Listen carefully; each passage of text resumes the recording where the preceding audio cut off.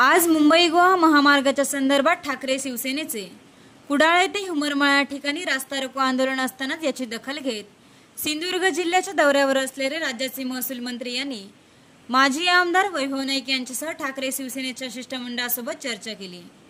यावेळी आमदार दीपक केसरकर, ठाकरे शिवसेनेचे जिल्हा प्रमुख संदेश पारकर, माजी आमदार परशुराम उपरकर व अन्य उपस्थित होते।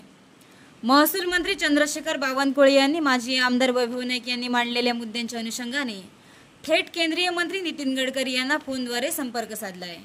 पहा ही खास दृश्य कोकण नऊच्या दर्शकांसाठी। गोवा मुंबई जो रस्ता आहे ना, त्याचा काही भाग राहिला आहे, तेवढं जरा एक बैठक तुमच्याकडे झाली तर ते लवकर राहिला भागून जाईल।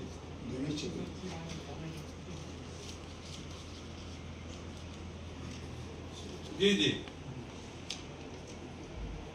एक थोडस एक हे सर्व बसले वैभव नाईक आणि सर्व हॅलो हॅलो हो येतोय सर। सर्वच पक्षाचे लोक बसले आहेत, त्यांना एक मिनिट तुझ्याशी स्पीकरवर बोलायचं आहे। करू चालू करू का सर? चालू केला, स्पीकर चालू केला। हा हो सर नमस्कार, दीपक केसरकर बोलतो सर।